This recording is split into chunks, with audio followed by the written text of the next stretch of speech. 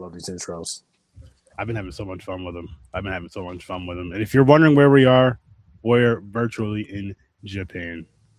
That's right. We are in Japan. And I do have an intro for you. And here goes. That fucking up everybody or just for me? No, it was me. Oh my god. Yeah, that was wild. I thought that was me. I was like, yo, I'm going to settings and shit. Like, what's going on? That was slightly Lynchian. I was like, yeah. I'm gonna try it again, but I'm gonna see if I gotta mix it down again or something, and I'll pull another one back up. Oh, So shit. I was like, that dang I was like, it's like analog horror level there, Sturdy. I was like, is my internet fucking up over here? What's going on? And got this shit done. Usually, you see what happens, guys. See when I get shit done on time and all this stuff. I don't get shit done last minute and it fucks up. This is why I'm late all the time, people. This is why I do shit last minute. That's why, right there. But we'll get that back to you guys in a little bit. So take two. We're gonna take two. Pretend like it's the first time. Pretend like we ain't see this. All right. Yeah. We'll just have a random conversation until we get to that. But how's everybody doing? We'll get that part over with. Oh shit, Trevor, it's been a while. How you doing, man? I'm doing quite well. And thank you for making arrangements the past couple weeks. It's meant a great deal, so thank you. Hey, listen, you gotta take care of yourself. I get it. We all have our days, you know. It's important. Take care of your mentals, people. It's very, very important. Yes. And don't do drugs, especially crack. And drink your milk. Strong bones. You don't have to do that. You know, Strong remember bones. Nancy Reagan and the egg and stuff. You know. Drink your Ovaltine. Ovaltine. You do Ovaltine. I think I tried that one time. Oh, Ovaltine? Yeah. I think my grandmother had it or something. I was like, the hell is this? I was like, what is this? A funky chocolate milk? Funky chocolate milk. Did it give you explosive diarrhea? I can't remember that part. I probably shit myself. I don't know. I hope so. I know prune juice will fuck you I up. think that's Ovaltine. Yeah. So Ovaltine. yeah, Ovaltine with olive oil. I think that would be. You know. Oh, that's gonna slide right out. Better in that parasite. Oh yeah, yeah, definitely. In that parasite. That's just crazy. So man. everybody going to get a bag salad after this? I might. See, I've been health conscious lately, so I've been trying to lose weight and work out. So like salads are like a main thing. I'm like, hell no. The one time in history, Eat a bunch of beans and rice. Sorry, but it's the one time in history I can remember where metaphorically eating a salad is potentially less harmful than literally eating a salad. Right? Just had to say that. So I'm like, I took all the greens off of Factor because I got Factor now. I know they're not a sponsor, but I got Factor. I had the meal preps. They're good. I'm like, no greenery, none of that. No greenery, no berries, none of that. Speaking of berries, Johnny, and greenery and Factor, which is not a sponsor but can be, so want to be talked about. Pay us. How you been? Oh man, I'm BBHF, blessed, black, and highly favored, brother. Happy to hear that. That's how I'm feeling today. What's new with you? How is your new show going? Pretty good, man. We just talked about the X-Men. The podcast should be up some point this weekend. I was aiming for Friday, but how YouTube is downloading audio files and all of that, it's just a nightmare. So it's going to be up some point this weekend. But if you hop on that Patreon, Johnny Streams on Patreon, you'll get the episode no problem. Yeah, I'm just talking about the season. The season's been fantastic so far. The first mediocre episode of the entire series was yesterday. So, yeah. So I have fun talking about that. Yeah, nice. And I'm seeing the Odyssey after the show. So nice. Yeah, 3 hours with Christopher Nolan. How's it going, Scene Snobs? Fade, how are you doing? What's new with you? Yeah, I'm doing good. In the background, making new more songs and videos. I should have a video out tomorrow. Every Friday, actually. Depends. Sometimes it's 12 a.m. as soon as it hits Friday, or you gotta wait till noon, bitches. Wait till noon, bitches. Wait till noon. Oh man. Then of course watching movies and everything, popcorn and pints. Yeah, man. Yeah. We got something coming up this weekend, by the way. We got something I'm sorry for interrupting you. I actually might just see it in the morning because that's a 3-hour movie, man. I might see it. It's like an 8:30 a.m. screening, so I might do that before work. There you go. What? Damn. Yeah, 8:30. Hey, might put him in a good mood to go to work. Exactly, right? Might be excited after watching that. Yeah. I mean, it's not a bad idea. It's definitely not a bad idea. You know, do it before you go to work and check that shit out. Enjoy it and go to work, like he said, in a good mood. Exactly. With buttery fingers because the popcorn. I don't do the popcorn. What do you do? I don't do popcorn though. Popcorn sucks. I have Cinemark. I love Cinemark. I have their monthly movie pass. Now, what I do is I usually get like M&Ms or a Bunch of Crunch and some water, or like Sprite, and like then I'll get like one of their hot dogs or pizza. They have like pizza from Pizza Hut there. Nice. I ain't do that in the morning though. I ain't pizza in the morning. That's just a bad way to start the morning. Wait. What'd you say? Don't talk. You could do pizza in the morning. You could do pizza in the evening. You could do pizza at supper time. I agree. Thank you, Aaron. My first meal of the day don't is finish not the song. Pizza.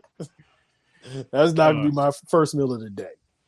You're crazy. I wish it was my first meal of the cold and you're in college. It's gonna be hot cold. Pizza Hut pizza in a movie theater. Ew. Nope. Next day pizza is always cold because I'm too lazy to heat it up. I have to heat it up. I throw it. And now I'm at the point now where I have to throw it in the oven. Unless the only way I can eat cold pizza / room temperature is if it's the same. Like if it's the same day I'm eating, and then later on that day it's I'm still sitting here, or later on that evening it's still sitting there, and I'll have another slice. But 9 times out of 10, I'm heating that up in the oven. Cold pizza and cold chicken are the only food that's like tastes delicious. Exactly. Straight up. It's better hot though. So much better. No, yeah, it's better hot, but it's like you ever have breakfast pizza? I don't like it. Oh, racist. I don't like it. Yeah, he don't like it. He don't like it because the sauce is white. Who's the genius that created that though? Breakfast pizza. Who's the genius who made that? I don't know, but I like it. Yeah, I like the sound of that. I might try that. Try that, dude. Because DiGiorno, one of my grocery store, DiGiorno has breakfast pizza. Nice. There you go. Yeah. I would say I don't really care for DiGiorno anymore. But it's not delivery. I'm gonna stop name dropping until they start paying. Until I start coin dropping. But I will say this, Johnny. I would say go to like one of your local pizza spots that makes if they make a breakfast, because you would have a better experience than you would with a frozen pizza. Is what I'm getting at with that. Frozen eggs are always a bad idea. Yeah, that too. You don't want to do that. See, well, now we just alienated the IVF crowd. Thanks. You're not eating those eggs. Damn. You're not eating those eggs, so we're not talking about those ones. All right, Snobs. I'm gonna take your word on it. Best film of the year. Yeah, he's giddy about it. We're gonna be fighting in the parking lot if I don't like it, seeing Snobs. He's skipping through the house. If this is the first Nolan film I don't like, me and you, we're gonna be fighting in the parking lot. You just sold me.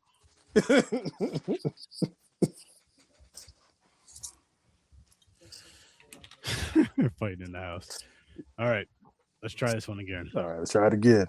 What's good, 30 slashers? Welcome to episode 603 of Horror with Sir 30. You better have your passports and you better have your boarding passes because we are still backpacking with 30. As you all know, your fair warning, spoilers are ahead. Don't make us the scapegoat of your happiness. Go watch the film, crawl right back into the nightmare. We virtually traveled 760 miles from Seoul, Korea to Tokyo, Japan for tonight's film. Best wishes to all, which was released January 12th, 2024 in Japan and released June 13th, 2025 in the US. Directed by Yuta Shimote, written by Rumi Kakatu, starring Kotene Furukawa as the protagonist, Masi Arfuku as the grandfather, Annette Hara as the child, and I apologize for the name pronunciations. I know they're all wrong. I'm trying, Trevor. Help me out. 30 slashers. What did you think of Best Wishes to All? If your happiness came at someone else's expense, how far would you go to maintain that happiness? So many answers in the comments. While you're here, for your happiness and your good fortune, hit the sub and hit that bell. Kyo Kino Seika Yayo Kaso. Welcome to the madness.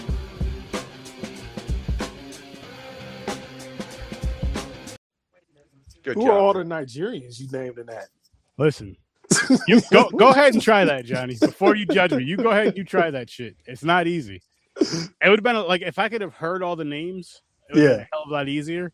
Because when I said "Welcome to the Madness" in Japanese, I listened to that about 6 times. I probably still had it off, but I know that was closer than anything else I said.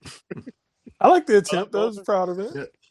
I'm gonna keep attempting every week from here on out. Now, I wish I would have started last week. I have to, and I'm gonna try my best to say "Welcome to the Madness" in that language.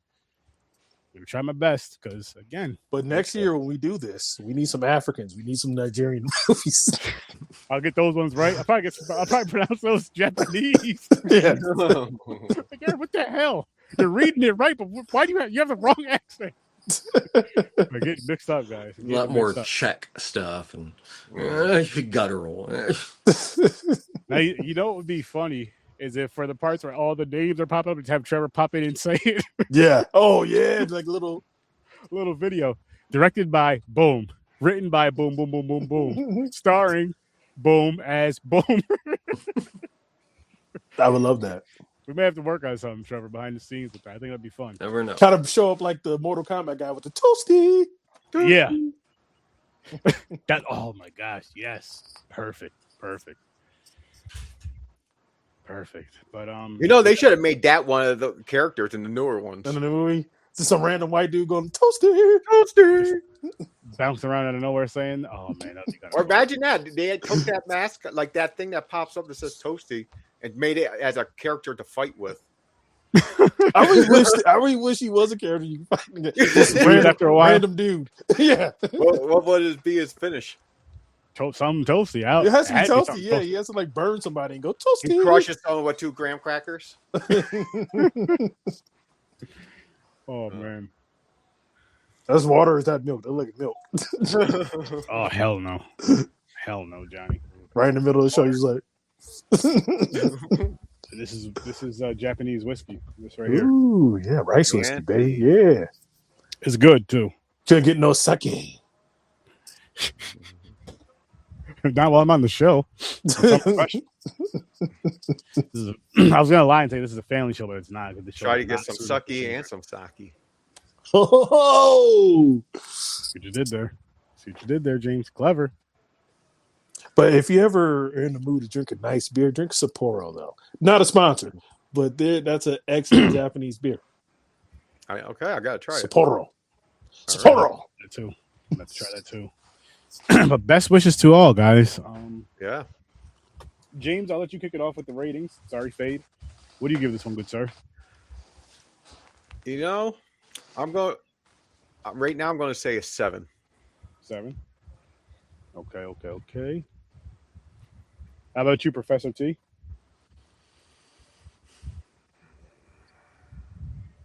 I'm going to say 8.5. Jay Squeezy? We right there, Professor T. We're right there.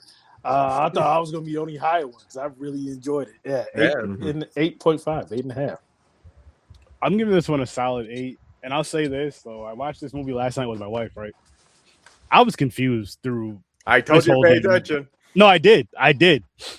And what locked it in for me is today I ended up like reading about the movie.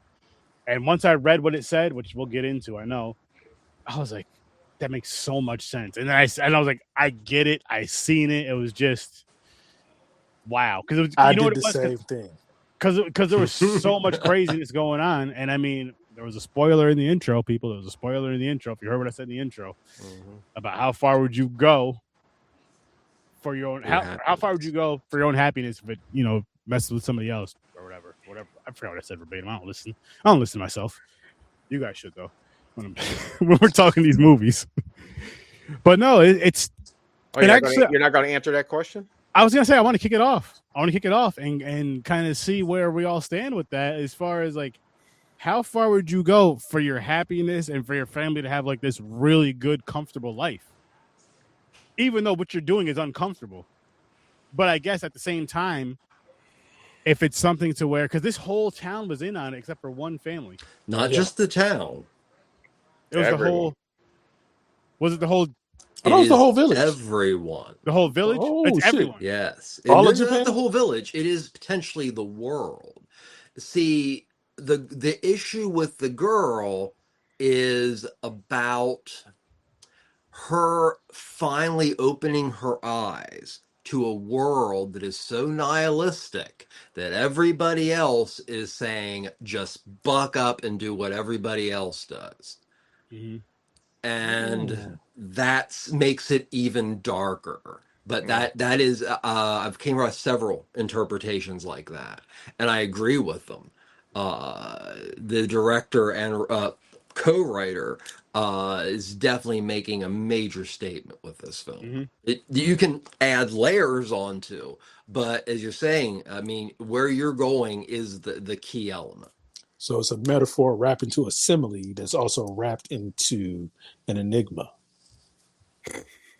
You shouldn't say Somewhere that. there's an Yeah, man. onomatopoeia for fun. Maybe, That's a good question you posed, because I'll jump right on in there and say how far I would go. It seems like they were doing this to like innocent people though. If it was like a criminal, like somebody who like messed with kids or something like that, I would gladly do it. But that's see. I would gladly, and I could say I agree with you on that, which would actually be a great idea. I mean, if it's living like that for people that do just egregious things, it's like, yo, thanks, Henry. It's like you're going to be doing the death penalty anyway, so I mean, you're going to be here for a while. Exactly. The people aren't paying for it. No, we're not thinking that. We're going with the innocent people. So innocent people, but no, that's what these I'm saying. people are very saying, innocent. Actually, I was gonna say that's the easy way of saying it as far as like going with the criminals. But if you're just going with some random person in your town or in your city, it's not random. That's a lot harder. And it's like, yeah.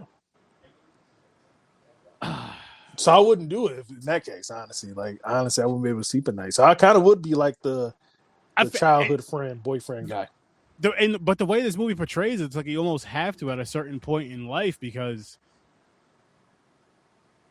I'm going to say I wouldn't do it, but at the same time, I could say I would do it if it's going to save my family. What if it's going to save my family's life? I was going to say the same thing. Because I think everybody will say, I'm not doing it. Ethical. They're like, I'm not doing it. And then later on, right, it's building on you. Like, it might take you 10 minutes or something. You're going to be like, okay. They start to deteriorate when they don't do it. Yeah. So it's like, it's not about, because for that part of it, that's why this is why I would do it, because it's like, it's not just about me. It's literally about everybody that I care about. Versus if it's just about me, to where like, if I do this or not, it's on my survival. Oh, fuck it, I won't do it. I'll eventually deteriorate. But if it's like, if it's me doing this for my family to survive, that's a whole nother ball game. I'm gonna at least try to seek out a criminal before I just get to an innocent person. I'm at least trying to seek out a criminal if I have to do it. But I don't see anywhere in my ethics and how I look at life that I could justify knowingly, like in the film, like be able to pick someone out, and that person's sadness balances with my family's happiness. And by continuing their misery and feeding off their misery, that keeps us happy. You see where this is all going? You know, you got capitalism, you've got just general nihilism about humanity. Yeah, it's a lot of stuff. No, there's no way that I would ever do what is done in this film, but there's so many levels of meaning that you can apply to this, just beyond, what would you do for happiness? And there is a logic in this film. It's almost like a caste system, but it's a caste system based on disparity. So as you hit a point in which you feel you have, like the young man, where he literally basically throws himself on the protagonist and says, feed off me. The people who are on the verge of just giving up on life, they are the perfect people to keep the yin and yang, to keep the balance. So there is some kind of caste system going on.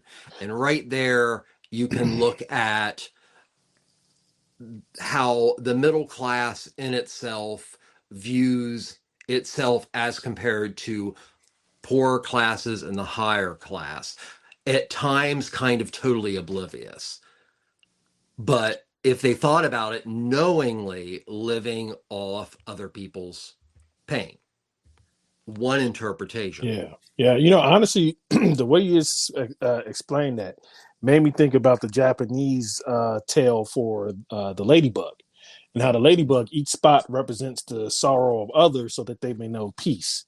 And now I'm thinking maybe this movie should have been called Ladybug instead of Ladybug instead of Best Wishes for All, because I'm just like, yeah, that's kind of more of a apt title, because in a way they're kind of telling that tale of the ladybug, which is each spot contains the sorrow of another person's misery, so the other people could know happiness and have fortune and luck.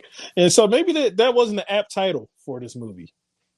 Well, I wasn't able to find too much about the background of this film, except for the fact that the year before it was released, this film was released in Tokyo. Yeah. He made a 21-minute short that was the same thing. Tried like crazy to find it, but I wasn't able to find anything directly with the director actually like why wanting to communicate what's going on here. Yeah. What do you want the public to get out of it? Because this is a subversive film, and it's so awesome because of it.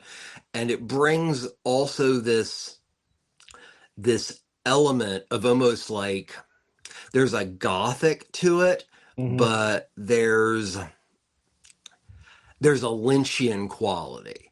Yeah. It's a magical realism. If magical realism was horror, she has to accept total lunacy as reality because she's seeing it.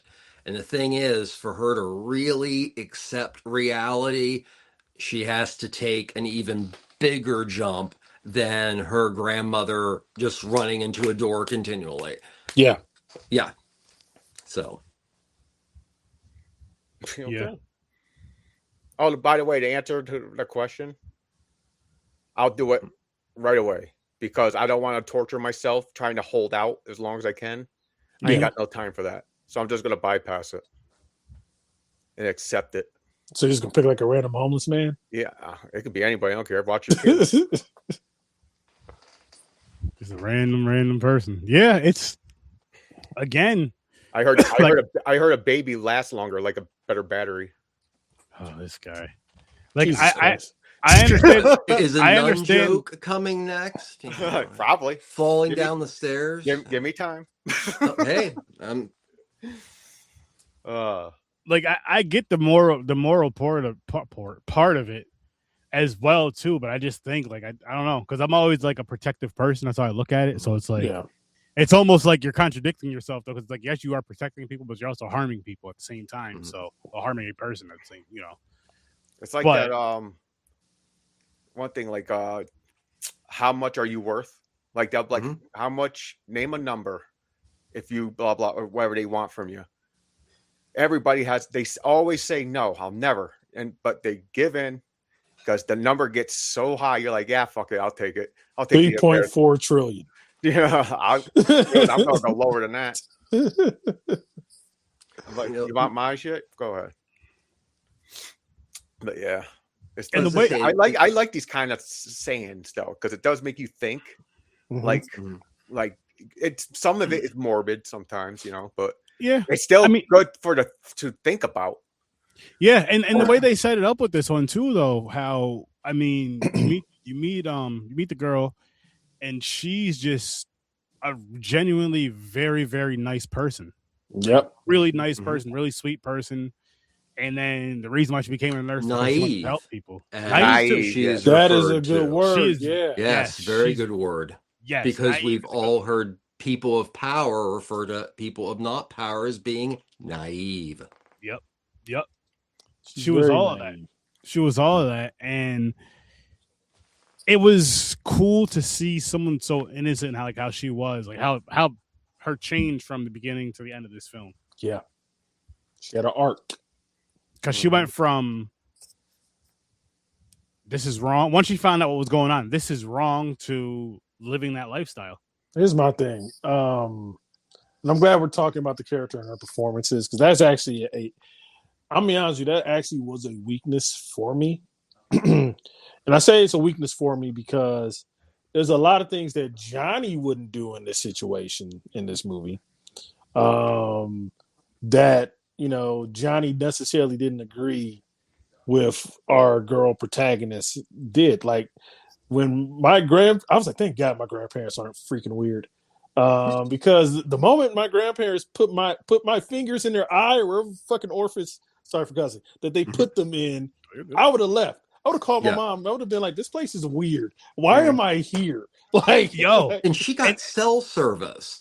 That was like, I mean, come on. They didn't even use that cliche. She could contact people. Right. And she's like, I mean, I'm like, why yet again, it's referred to a couple times as the possibility of illusion.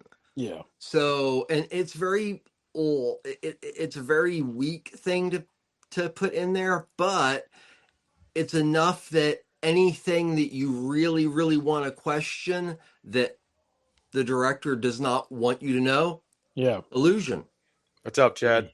It's up to you. What's good, Chad? Hey, Chad. Hey, Chad. Yeah, because I know if it was me in this circumstances, I'm calling my mom like 5 minutes in. I'm like, these people are weird. Why am I here? Johnny, it's funny. They smack their food when they eat. I was watching this with the wife, and I was thinking and saying the same thing. Like, whoever's parents it are of that, like, so whatever set of grandparents I'm with, sturdy in eyes.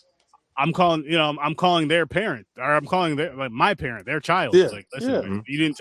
But the thing is had she called her parents, you would have never known that her parents were into it. You know what I mean? Yeah, that's true. When you find out later on, that twist. That's a good twist right there, where you're just like you can you imagine that shit? You come up and you're just like, what the. You're into this too? Yeah. Because like, and where was this my whole life?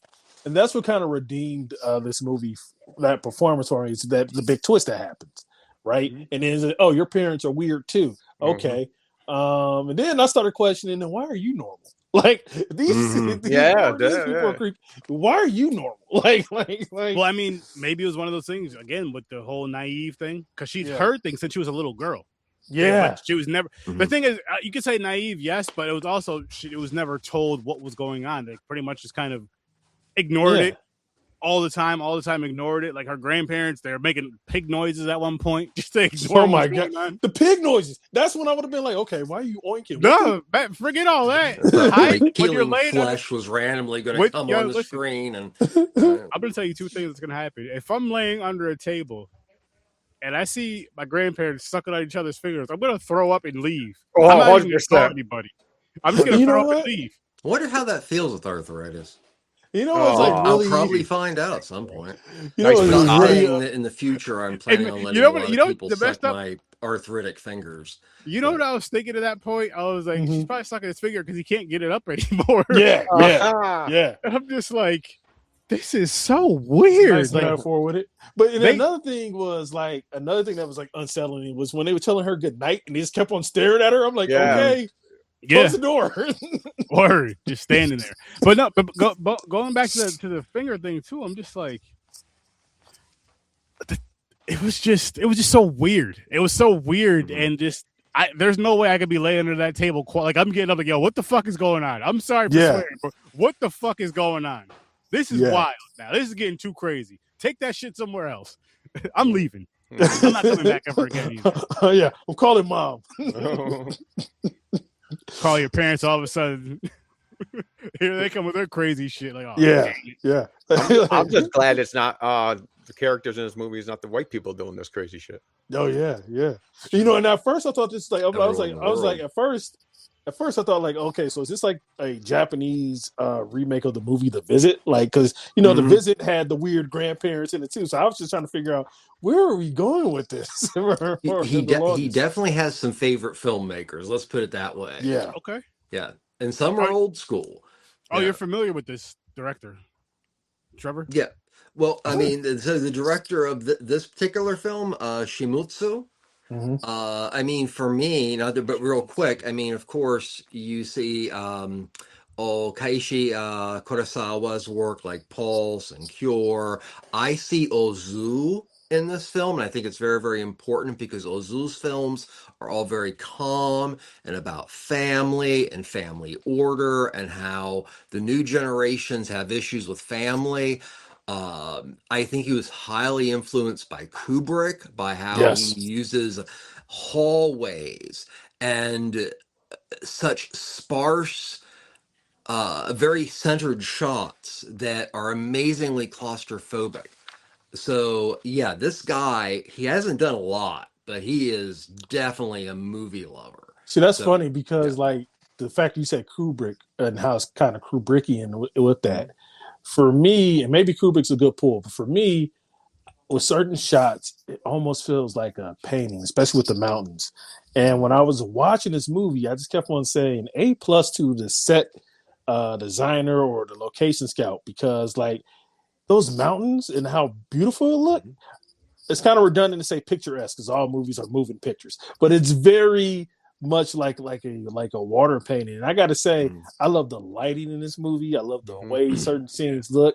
I'm like, this is like a very beautiful horror film. It really is. But you know what it is too, though, man? I agree with everything you just said, Johnny. And then I want to add that for me, it's just there's something about the Asian culture and lifestyle and just the way that they live, like the way that their buildings look, the way that their homes look inside and out. To me, it's fascinating. I'm just like, yeah, I wish for some of the ones we get to see through the movies, at least. I don't know how it is in real life before we get to see in the movies and stuff. I'm like, I wish like one of them big ass sliding doors, we just see people walking through like shadows and stuff through the door. That's dope to me. Yeah. That's dope to me. Like, that's really, really dope. Maybe not for my bedroom, but just for like, say, if it's like a chill spot type of area, like that's pretty damn cool seeing certain things like that. I need a lock on my bedroom. Those things look like they don't got locks, and anybody can walk. Yeah, that time it wouldn't be for every room. It'd be for certain rooms where it's like, this is, you know what I mean? Like, if you have a doorway for the kitchen, you can close that off. You can close like the living room off, or whatever the case may be. But the bedrooms, the bathrooms, nah, I need way more privacy than that. And yeah. Because you ain't gonna be staring at me in the middle of the night. Nope. Absolutely not. Wake up mad confused. Yeah. Do I got something on my face? Like, I'll need a bed because I can't do that roll out futon thing, sleep on the floor shit. I love that sleeping on the floor shit. No, I can't do it. I would never be able to do it. Nah. Maybe back in the day, and maybe if that's how we were raised, the way that they do it, probably be fine. Probably better on our freaking backs. Oh, it's supposed to be. It's 100% true. But you're supposed to lay flat. Nah. That's why you gotta get a nice memory foam mattress and put it on the floor. Then boom, you just out like a light. And I'm gonna be honest with you, that's the setup for my room. I have a Japanese style bedroom. I just have like a memory foam mattress. Nice. My mind just went to the guy who was on the bed tied up, and I'm thinking, wouldn't memory soap suck more in? Like general like bile and rot and all that kind of stuff. That's what I'm thinking the whole time. So I'm sorry. Oh yeah. With the body rotting on the bed. Yeah, I feel like it would. I'm sorry. Well, you're torturing that guy, so therefore he doesn't get the memory foam. Yeah, exactly. He gets the mattress at the bed. He gets the mattress that the last guy had. And the guy before that, cheap water bed from the 70s. Oh man, tying something down to a water bed would be wild. Oh yeah. Yo, be still. Be still. Don't let that colostomy pull out. I'm just moving. Should anybody else pick up on that? They were not living off blood. They were living off various items from the body. Yeah. You could very easily that particular situation looked very much like a colostomy. Yeah. Because in the now accepted or always accepted, you are literally feeding off the negativity and horribleness of the downtrodden to the point that you are using everything, including their bile, and you feel that they are a justifiable sacrifice. This film is so amazingly nihilistic in general, no matter how cool, no matter how fun, because bump that up, cuz bump my rating up. Trev, thank you. Bump my rating up to a 9 because that's a good metaphor. It's a good metaphor for what's going on in our society from the elite. Oh my god, yes. Yeah, bump this because up you to a have 9. to eventually, I'm with you, Johnny. supposedly, the naive are the ones that don't follow whatever that is. Yeah. They don't follow the empathy is overrated. And if somebody is sad enough, well, they'll be much better being sad, but making me happy. Mm-hmm. Do we have a lot of people running this country that would think the same Yep. way? Yep. Yeah. That's why I'm like, bump that up. So, It started I'll clicking. go 9 too. It started Yeah. clicking. You know what? I'm with It's you. it's a good movie. I'm It is really a good excited movie. for the All future. nines. Yeah. All I'm nine. excited for the future, what this guy does. Because he's, for all intended purposes, a new filmmaker. Yeah. That's cool. And I can't wait for his new stuff. And yeah, I can't wait to see his next joint because like I said, man. And I know I was glowing about. I like the score of this. I like the sound design in this movie. Just on a technical level, this is an awesome movie on a technical level, man. Okay, so this is interesting. I'm sorry to interrupt again, but this movie makes me excited, which is awesome. So this film, you look it up on IMDb, there's virtually nothing about anything. You have to actually go digging to find who actually did stuff in this film. So the score, the majority of the score is by this guy called, Yumi Koda. And he's done scores for films like Scroll and things like that. And he also does kind of dissident work that he's released his singles.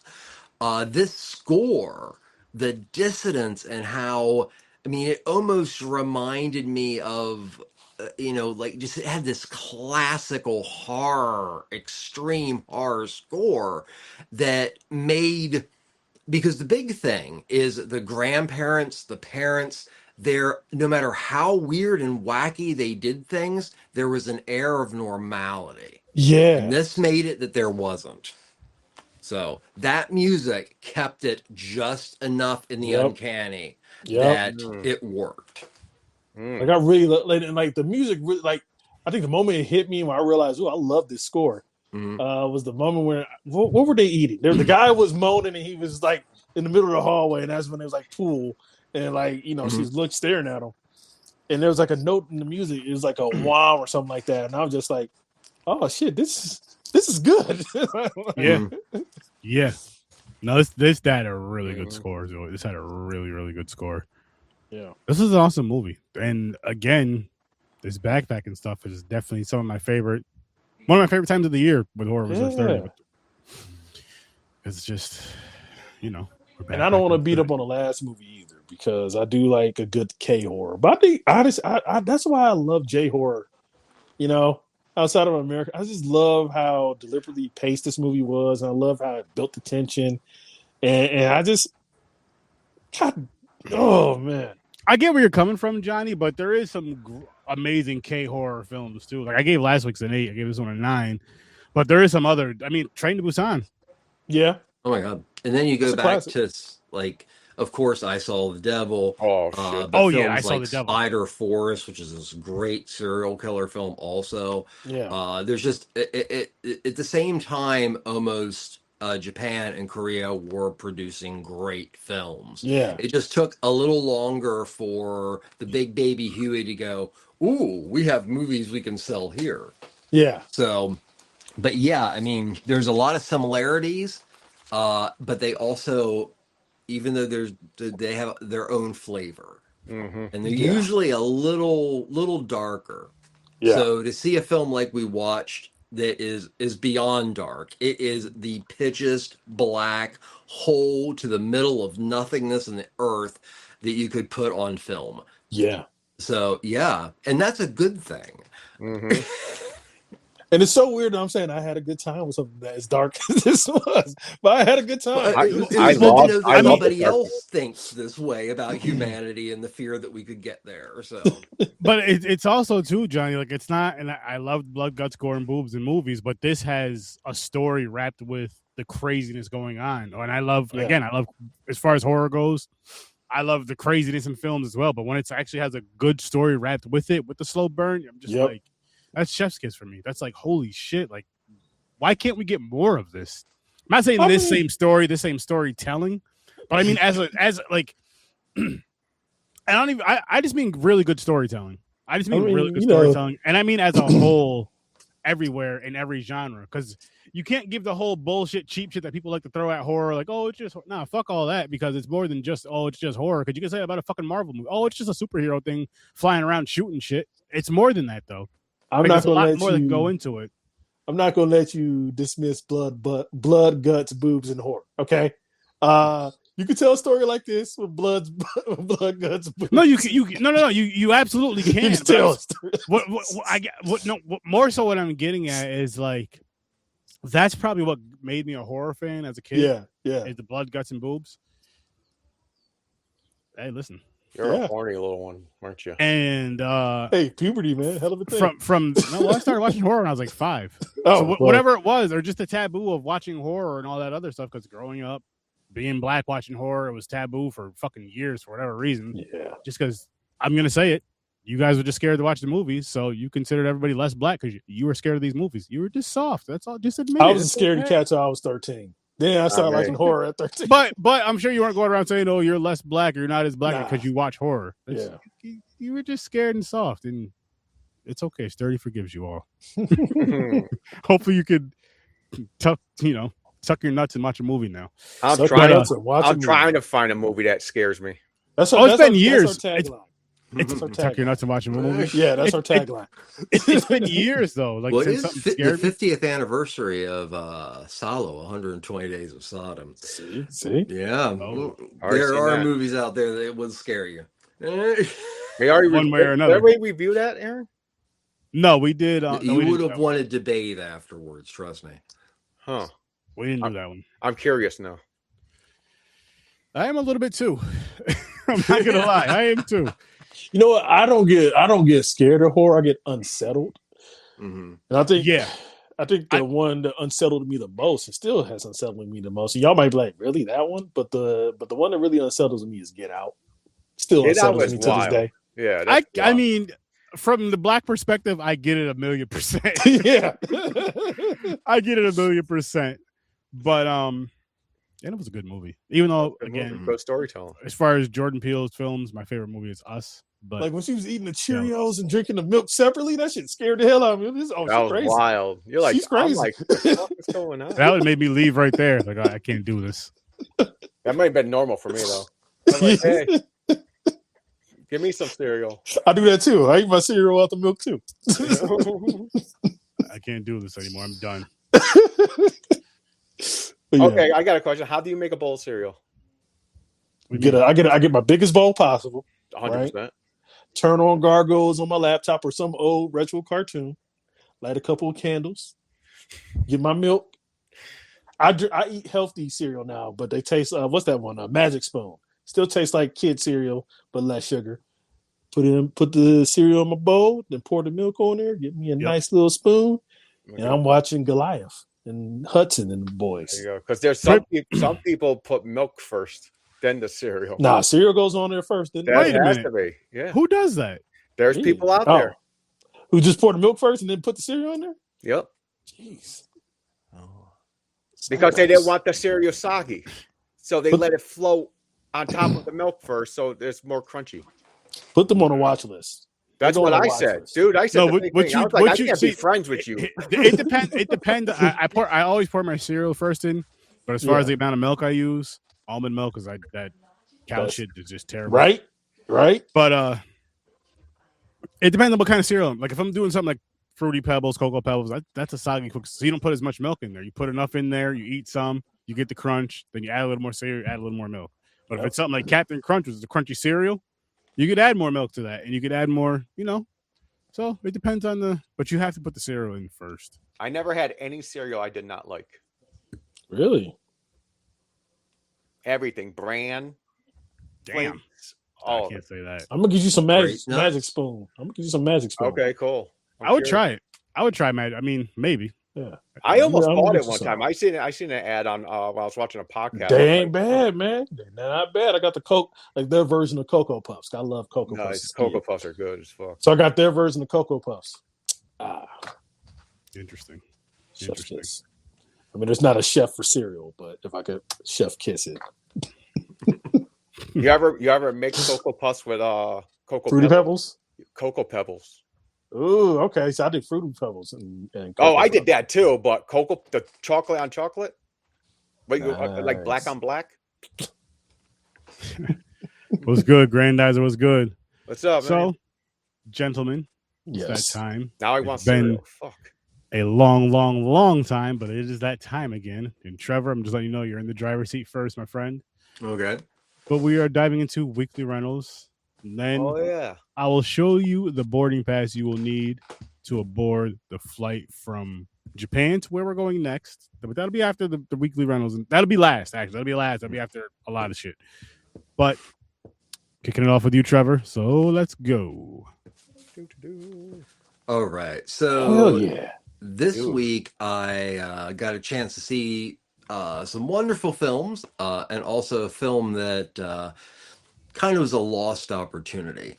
But the first film in the red cover is a film called Solo from France from 1970, which was directed and starred Jean-Pierre Mocky, who is a little bit of an everything film person and TV person. So he was a director, he was an actor, I think he was a model. He just did everything in the kitchen sink.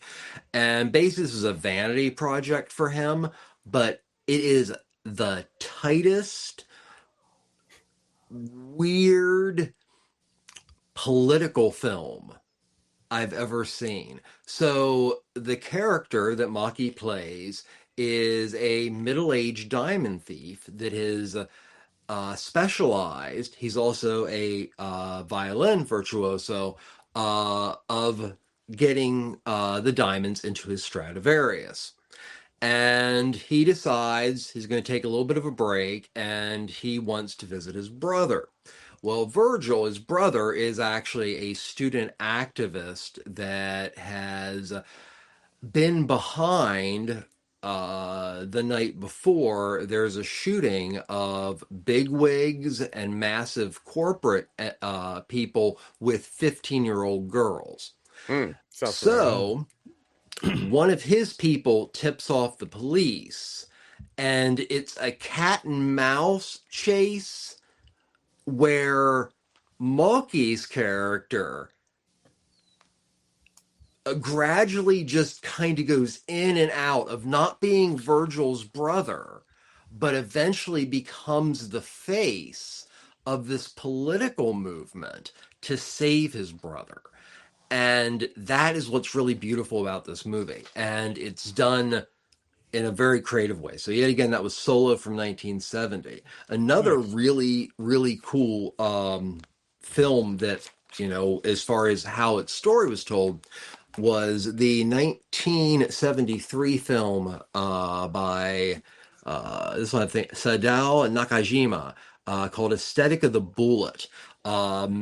Not easy to get this guy's stuff. He lived on the edge of the major Japanese film industry. His films are very subversive. This film deals with a Yakuza gang that wants to start crap and territory dispute with another Yakuza gang.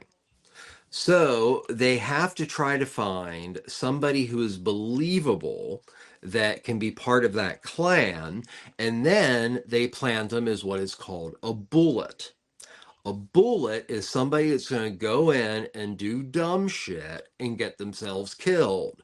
And that is what is supposed to start the gang war.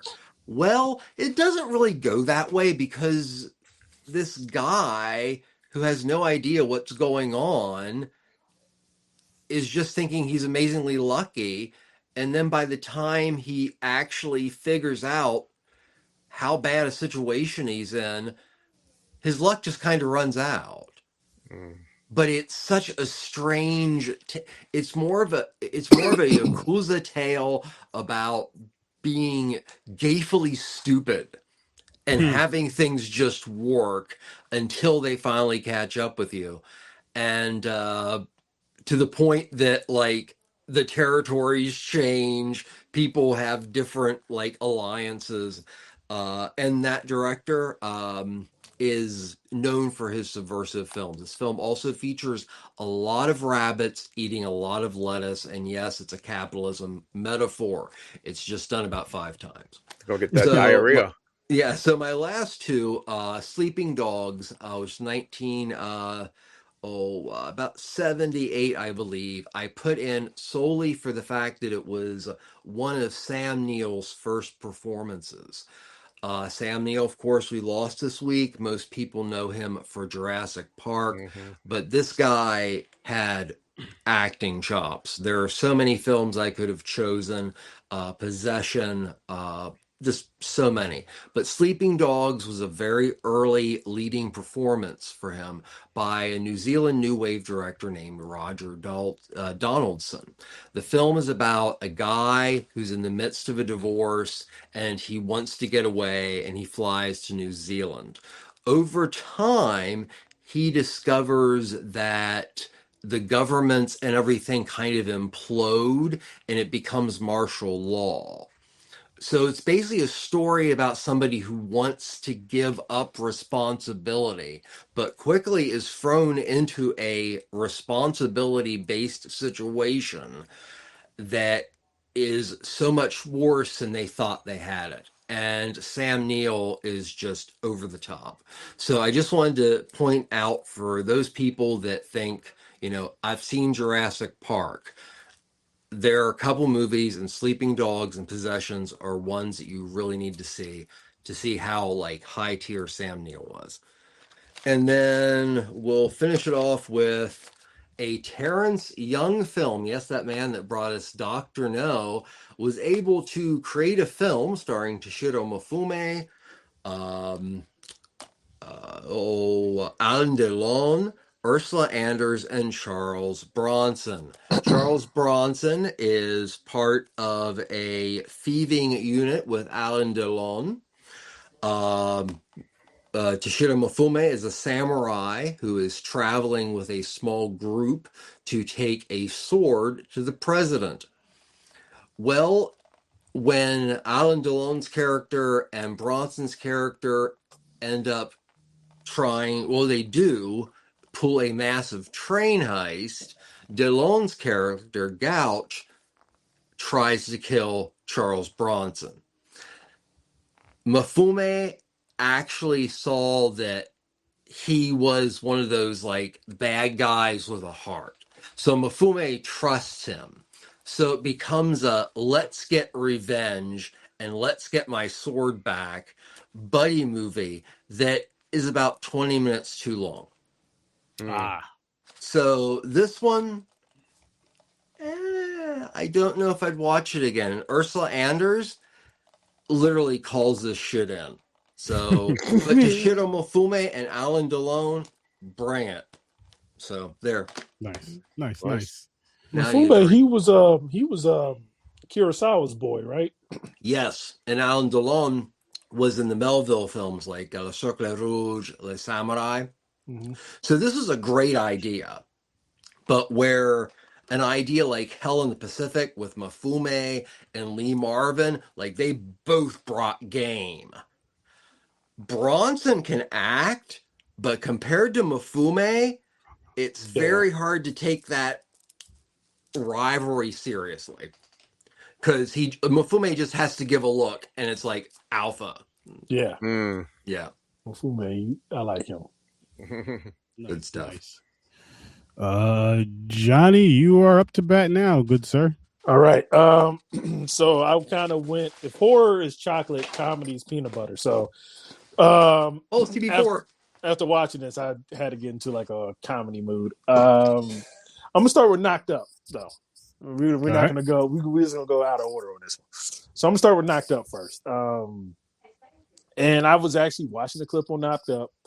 One of my favorite scenes in the movie involves Craig Robinson as the bouncer, and he says a line in this movie that I always say, especially when it's an older woman, and it's just he's just you're not old for this earth, you old for this club. Personally, I would tear that ass up. And then he follows up with another line in this movie that just has me losing. He's like, the owner says I can only let 20% black people in there. So I gotta hope that there's a black midget in the crowd somewhere. So I watched this, and then I just got in the mood of, I'm just gonna watch this whole movie. So I did. I think it's Judd Apatow's second or third film. Seth Rogen's first starring film. Katherine Heigl in there. It's a very charming love story.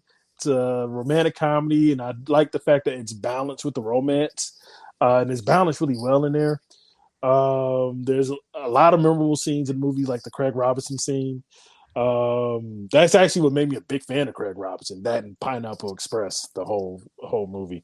It's one of my favorite romantic comedies of the last 20 years. It's really charming, really wonderful written script, moments of dialogue, performances. There's certain performances that are really good, like when Seth confronts her in the OBGYN office after he had to leave and walk 20 miles. And he's just like, I'm not saying F you, Allison. I'm saying F your hormones, Allison. That's really good. It really sticks out. It's one of the best romantic comedies out there. Nice. And it's all because I watched this little horror movie and got unsettled. And I'm like, you know what? I need to watch some comedy to watch this. Nothing wrong with that. Nothing wrong with that. Then the next one, I'm going to go with CB4. Nice. I am not a Chris Rock guy. I'm just saying right now. Same. I'm not a Chris Rock guy. My comedy brethren, I break their heart every time when I say, I don't feel bad that he got slapped at the Oscars. I don't feel bad. Let's stick with that for a minute. I don't either, because you go up there and you disrespect my wife, we might jump you. Right? Like me and her. She's probably got to get up before I do. I think the only thing I don't agree with is that he did it at the Oscars. He should have did it at the after party where we don't know about it. Mm-hmm. But I'm like, I don't feel bad he got slapped. Again, though, he's been making these jokes. He's made these type of jokes in the past, right? Yeah. And then you go ahead and you do it right here. Yeah. And it's on my biggest night. Listen, not only that, but after he says what he says, she gives him this look. We all know this look. It's like, all right, got it. I think it was to embarrass the unicorn. Yeah. So that's my history of Chris Rock. But CB4 is one of the rare movies and one of the rare times that Chris Rock has me laughing. I feel like this movie was not only a love letter to hip hop, but also a satire on hip hop, and obviously NWA, Straight Outta Compton, Straight Outta Low Cash. I think that the Charlie Murphy shows up as the antagonist of the movie. I think Charlie was funny. I'm a big Dave Chappelle guy, so like I had to look up when I found out Eddie Murphy had an older brother. When I was like 14, when I first seen it, I'm like, oh no, I gotta follow this guy's career. I'm like, I'm gonna do some more of you. He was so funny. Too bad he passed away too. He passed away too soon. There are times I find that he's funnier than Eddie. I was gonna say the same exact thing. Yeah. Oh, real quick. You brought up CB4, and that just makes you remember another movie that came out about 2 years before. It was a mockumentary called Fear of the Black Hat. Yeah, I don't. Yep. That movie is off the wall, and I just had to bring it up because CB4 would not have been a thing if it wasn't for the underground success of that film. Yeah. And there's this memorable gags in this movie. If you wait after the credits, there is a funny connection to Hollywood Shuffle. Nice little reference to that. The one rib scene. And I just think that, comedy wise, I think that this is Chris Rock's best comedy, and this was made more than 30 years ago. But yeah, so CB4, that was the next one. It's definitely a gem that you need to see. Yes. And then we're gonna go with Forgetting Cheryl Marshall. Let's end this on a high note. We'll finish with X-Men '97. But Forgetting Cheryl Marshall, because I was already in the Judd Apatow rabbit hole, I was just like, you know what? Another movie I haven't seen in a long time, but I really enjoy. Forgetting Cheryl Marshall. This is one of the few times that Russell Brand is hilarious. It's based on a true story, by the way. What's that boy's name from How I Met Your Mother? Oh my God, the star Jason Segel. Jason Segel, he inspired this from a breakup. Like in the opening, This is the first time I saw male dong on the screen. Like, this is the first time like that I've ever seen that on the screen. And I was like, they let you get away with this? and he did the helicopter. When it's soft, you do the helicopter with it. Don't act like you guys never done that before. And I was just like, huh, okay. Oh man, interesting way to start the movie. You can only go up from here, and the movie goes up from here. It's really a charming little love story post the breakup. I think that there's moments of like great delivery and performances from all of our leads: Jason Segel, Mila Kunis, Kristen Bell. There's a scene where she explains to him, because he never gets to the point of why did you actually do this? Why? And when we get to the why of it, it's just like, yeah, you can see both points. And one of her complaints was the fact that he spent a whole weekend in the house just wearing sweatpants. And I guess, honestly, this is where I'm gonna tell him myself. But I was like, girl, what's your problem? That sounds like a great time. 100%. Chilling in his sweats, acting out Lord of the Rings. I'm like, that's me during the weekend, man. I'm like, he sounds like he had a great weekend, girl. You need to give the program. I see nothing wrong with that weekend. He could have been doing a hell of a lot worse. He was exactly home in his sweats, acting out Lord of the Rings. There's nothing wrong with that. Nothing wrong with that at all. Nope. And so, you got moments like that, and you got moments of like with great performances where you can actually see both sides to it, and it's not just she did me wrong. You know how with most breakup movies is like that person's the bad guy, right? And they never say the other point of view. Mm-hmm. So there's this balance to the movie in it that I really appreciate, and I love the cameos in this movie. Paul Rudd is hilarious as the surf instructor who's like stoned and doesn't really know how to teach people how to surf. Mm-hmm. Jonah Hill as the asshole waiter is great in this movie. This is just a great movie. It's one of those peak. Yes, Grandizer. It's just one of those peak. Even though Apatow didn't direct it, it's one of those like peak Apatow era comedy films. Okay. And X-Men '97. Yes, on my little new podcast, we talked about this season and last season of X-Men '97. This has just been a really good time. X-Men '97 is one of my favorite cartoons growing up as a kid. 94. This being 94. What 90 came out 90? Yeah. 96, 95, 96. I get what you're saying though. Go ahead. Yeah. The OG X-Men cartoons has a iconic theme song that they need to carry to the movies. I don't know why Bryan Singer I know the fuck didn't bring those theme songs with him. I love the adaptations that they take with this. They're doing right now the Grant Morrison new X-Men run with a little bit of Rise of Apocalypse blended together, which is really cool. I love the animation style. It's like almost anime-esque, but they make it look like retro. It came out in '97. Yeah. There are certain scenes of graphic violence that you would never see as a kid in '97. I'm telling you right now, 7-year-old Johnny is trying to traumatize with some of these kills. If this came out in '97, but it's a good, accurate representation of that cartoon. It's great for people our age who are out here having babies because they can actually share this with their babies. It's good when you don't have no babies and you just want to eat a bowl of cereal or just relive your childhood. And this show has been a solid show. They, like I said at the top, or before the pre-show, last week's episode was the first like middle of the road episode, but it took a season and a half to get there, and it involves Wolverine. And by the way, Wolverine, he's not really a big part of the show. You know, like how in the old X-Men movies, it kind of became Wolverine and those dudes he hang out with, and sometimes Magneto and Professor X, and they never focus on the team. What I liked about this show is they actually focus on the team. So Wolverine is kind of like just like a minor background. He's just part of the ensemble. He's not Beyonce. He's Destiny's Child in this. Okay. And it's great to see that. And last week's episode, they finally gave Wolverine the moment to shine, and it kind of sucked. And I'm like, okay, I get it. That's rough. That's rough. But it happens. But yeah, so I recommend seeing this, and I would say I have two. Can I have two worth the late fees? You have as many as you want. You can have all four if you want. No, I'm not getting no late fees to see before.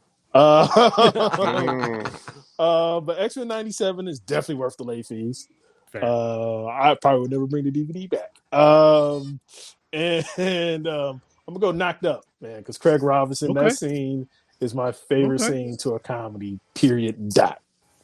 All right. Fade. So on to you. All right. Ooh, yes. So I'll start with Evil Dead Burn. All right. So I did not know this came on a certain site already because I thought brand new. It was going to take a while. I seen that. I was like, wait a minute. I had to watch it right away. Okay. The story is wild. There's like violence in this movie. Like, I mean, I'm really enjoying these remakes of Evil Dead. I can't wait for the next one. But yeah, I had to. I couldn't help because I was trying to choose between this and Obsession. And I know Obsession's great. Everybody's saying I gotta watch it, but I can't help it, man. I see Evil Dead. I'm like, I'm in.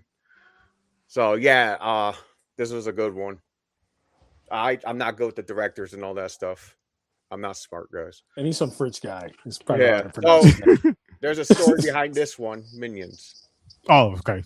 Minions. So my wife never seen any of the Despicables, Minions, anything. And last week she agreed with our niece and nephew that she's going to take them to the new one that's out, Minions and Monsters. But she goes, I never seen the other ones. So I was like, you don't have time to watch all the other ones. She was like, what about just the Minion ones? I'm like, okay, fine. So we watched Minions. And tomorrow night we're going to watch the Minions. Rise of Gru. So now this movie is basically the origin story of Minions. They're looking for a new fucking master leader. And they get into these shenanigans. I swear they're speaking Spanish, right? They are.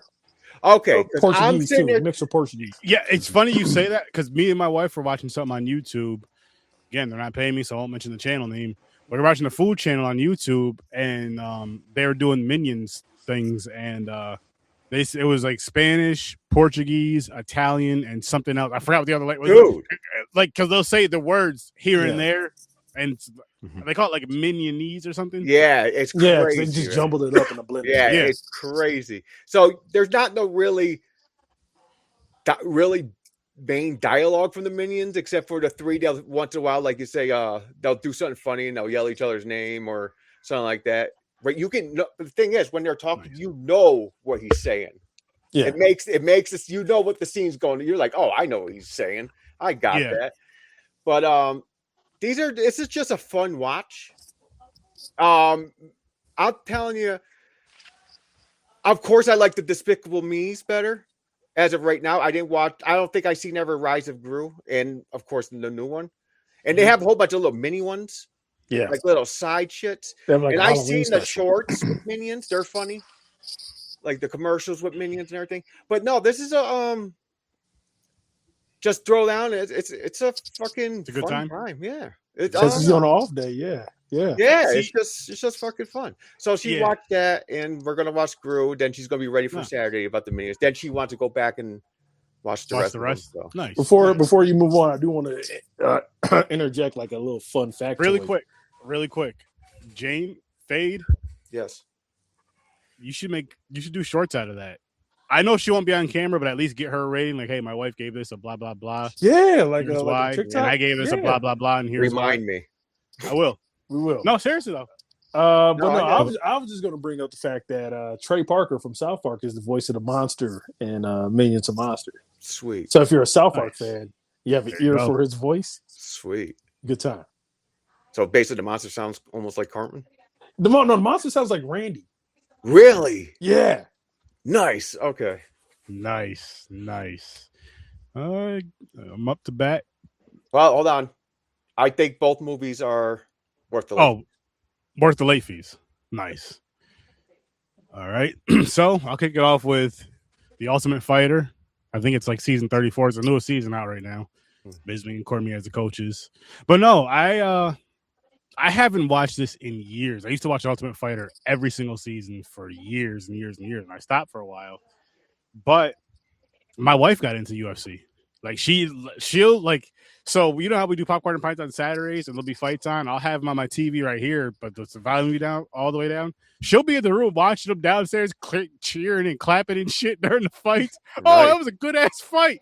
And I'm Nice. just like, damn, man. Like it's because it's one thing to watch something like that, sports and with anything, movie, sports, whatever. Just because I'm talking about sport, to watch something like that. Like, yes, you could watch it when the volume's down if you're doing other things or whatever, but there's nothing like just hearing that, especially when you hear somebody getting hit and knocked out, all this other stuff. I'm like, I'm missing all of this. It sounds like Frances could be the type of woman that goes out and gets their boyfriends and husbands into fights. Nah, she likes watching it. Nah, she's like, beat his ass, baby. Because if it's a street fight, she'd rather be in it than be watching it. Oh, yeah. Gotcha. But no, like it's cool that from getting her into that, because it's been years, so where like again, if somebody's gonna watch something by themselves like that and cheer, they're a fan. It's one thing watching it with your significant other because you're just being there supportive, but it's another thing going to the other room. You can watch whatever the hell you want. You want to watch that. But so then we started watching I was telling her about Tough, the reality series and all that, and she picked fighters on there she likes now. And I'm like, that's cool. So if they make it, she'll have some more favorite fighters that she likes. And so I've been watching that and Batman Beyond. Love it. Just like I told you guys last week when Johnny was talking about his show last week, how I literally bounce around Batman. It doesn't bounce around Batman series. I could start like the Batman animated series. Like I'm on like episode like 10 in season 1. Then I'll jump to Batman Beyond randomly or the Batman because I've seen them all and went through the seasons so many times. It's like I'm just in the mood for one of them, and this is the one I'm in the mood for now. And I'm having a great time with it again. I mean, we have Will Friedle as Terry McGinnis, and of course we have the great legend, the best Batman of all time, Kevin Conroy, playing Bruce Wayne in this because he's older. He's the old man now and all that. And it's just great. The new Batman. I'm still mad that he died the Friday before my birthday, by the way. That's pretty traumatizing. Well, same. Yeah, that's same. Right. I know I'm older, but your birthday the day before mine. Yeah. So same. So we share that pain. He died a Friday. Yeah, and like what's crazy is what's crazy is I remember and we lost the Green Ranger the day after your birthday, I think. No, the 19th. Yeah. That was a terrible weekend. It was rough. It was rough. Not Tommy. But what was crazy too with Kevin Conroy is I remember I believe it was that same year, a couple months earlier. They were doing he wasn't here, but you'd have to bring your figure or whatever to the mall and drop it off there, and then they'd send it to him to sign it. And money was tight at the time because I was about to get this dope. I wanted to get this dope Batman figure and all this and have him because I'm like, this is my favorite Batman. I have to get a Batman from the Batman animated series, the Batmobile, and have him sign the box and just boom. And then unfortunately, he passed, and it's like, oh man. I got trust issues. When someone says you got to send it to me to sign it, I feel like they have someone opening the mail and just stamping and sending it back. You go, here you go. Listen, if he's stamping his signature, it's still his signature, as long as it's his actual signature. Exactly. That's a lot of things that you got to think about. That's a lot of shit to be signing. I mean, it's lazy as hell, but I'm okay. I got it. I want. And I'm getting carpal tunnel. I gotta see you sign it. I get that. I do get that. But listen. That's carpal tunnel after a while. Like, listen, I'm gonna sign this right here. Here's the stamp. Or a witness that someone signed it. Because I got my Jason Voorhees mask where I got signatures from Graham, on the CJ Graham played Jason. And so my mask is painted. I bought this offline. Someone was creating these masks. It's Deadpool Jason mask. Oh, nice. Yeah. So my wife was at a con with her brother, and the girl who plays Deadpool's girlfriend, I forgot her name. Oh, Marina Backer. Yes, thank you. Marina Backer. I got her signature.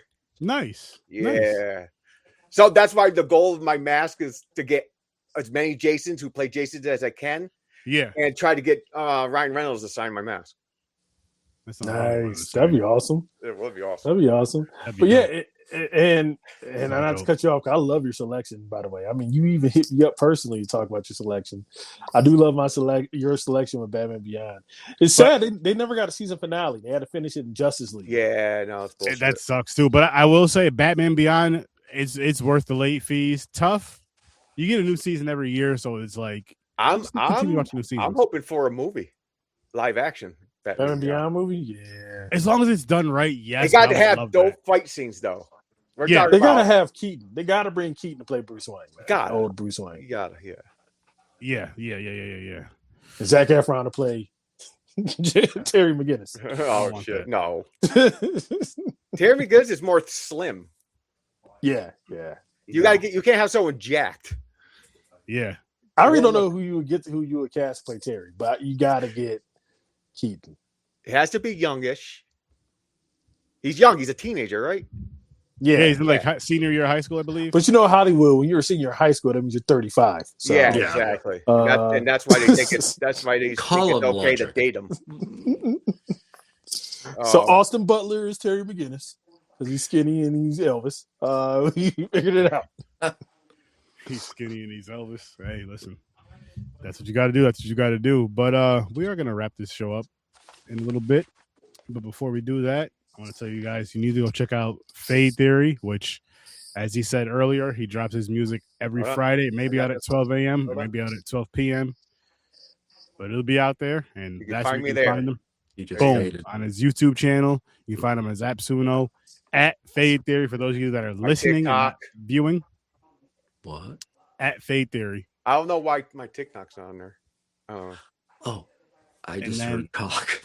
Oh, no, he said TikTok. He said TikTok. Oh, okay. Yeah. I thought he said cock too. I thought he said my cock. Wasn't there, right? Yeah. Oh, man. I thought he said my cock too. Maybe I am talking about cock. I'm like, what? He might be.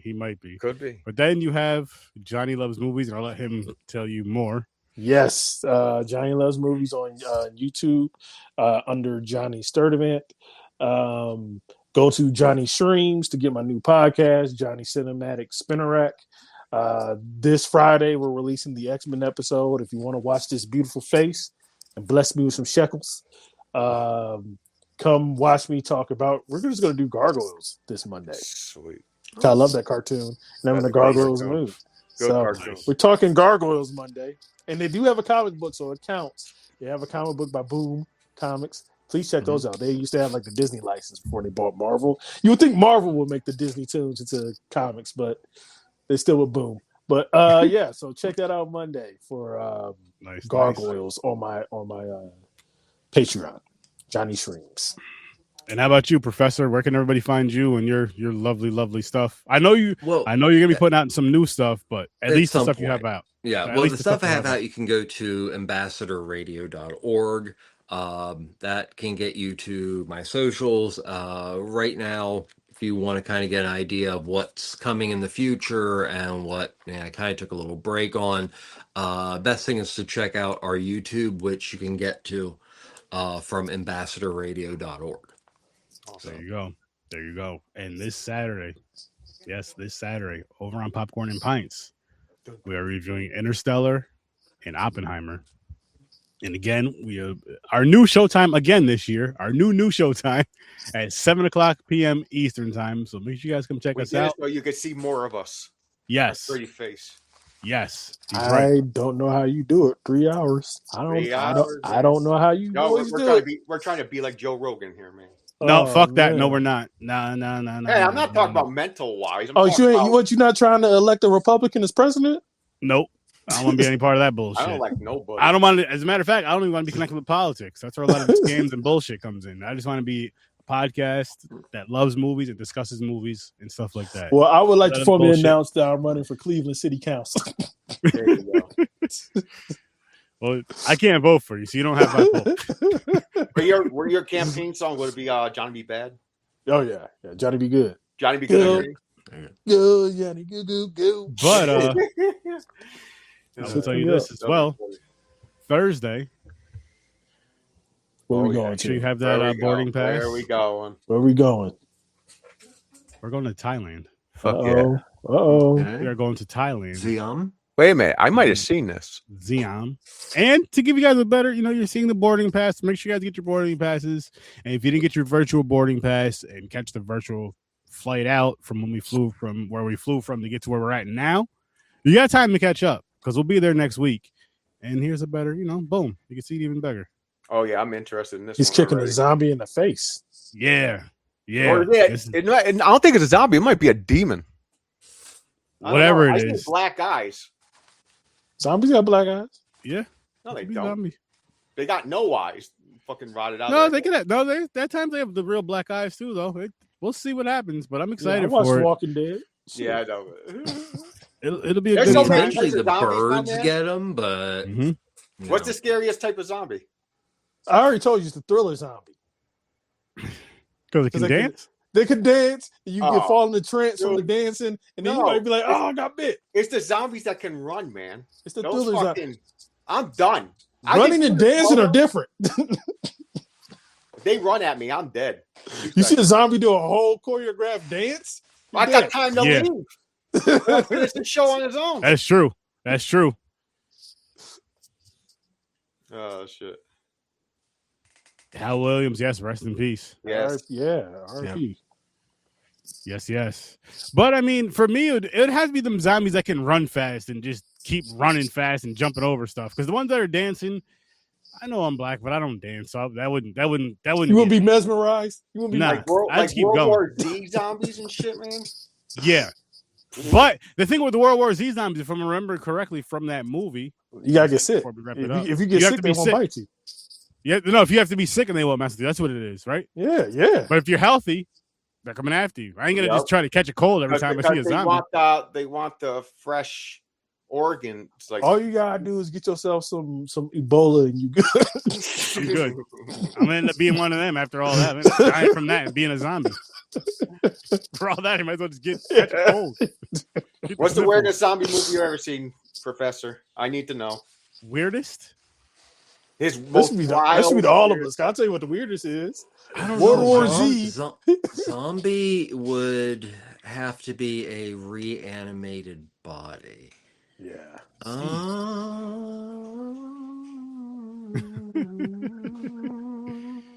You can say thriller, Trev. You can always get back to I'm actually, it's there's so many of them out there, but I have to say I have a soft spot for this wonderful piece of shit by Umberto Lenzi called Nightmare City, which is actually one of the early films that brings up the idea of like chemical issues, and that the zombies are actually, it's a passing of some kind of virus or something.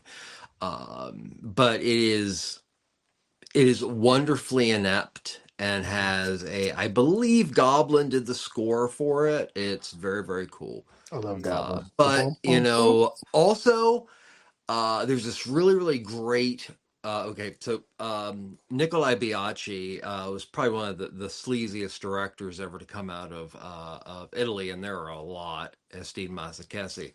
But he did this film called Burial Ground that is not necessarily weird because of zombiedom. It's one of the few films in which you see a mother comforting her son in a way that eventually leads to you discovering he's a zombie and he heats her tit. It's that in-between area that's gray that makes that movie like just one of the weird things that just makes it so fucked up. Damn. Yeah. That's some wild shit. Yeah. That's some wild shit. Army of the Dead zombies are pretty weird too, though, because they can get pregnant and have babies. Yeah. That's pretty wild. That's pretty wild right there. That movie does sound wild. Aaron, you already know the craziest one I sing. I'm not gonna probably same. I'm not gonna mention it though. Same one I seen? No, it's the one we talked about. Oh, do you remember the title of it? I want to say Zombie Girl or something like that. I can't. Zombievers. No, oh god, dude, I saw part of that. The premise of this movie. Oh god, let me find it. Oh, keep going. Yeah, no, honestly though, for me, I said earlier it's a joke, but I really think that it's World War Z. The fact that you can get sick and you won't get bit. Well, this is the biggest cheat code ever. I still have to come back to Night of the Living Dead and then also The Crazies. So, Romero just didn't write the concept with James Russo of what the contemporary zombie is. He also predated Umberto Lenzi, but also things like 28 Days Later and things like that by producing the film The Crazies, which is about an issue of something that's passed through, I believe, the water, and the government tries to cover it up.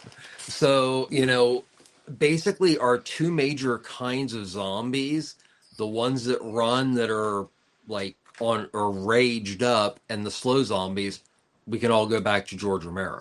Yeah. Mm-hmm.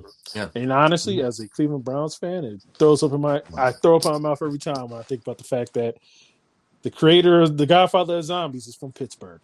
Yep. So, and I always said it's one of the great things that the only great thing that Pittsburgh offered us is Romero. All right, Aaron. Dead Girl 2008. Two high school boys discover an imprisoned woman in an abandoned mental asylum who cannot die.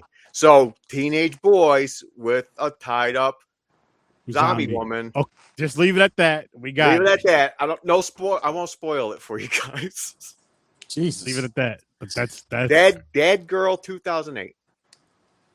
That is one of the craziest zombie movies I've ever seen. When I first seen that, I was like, what the hell is going on?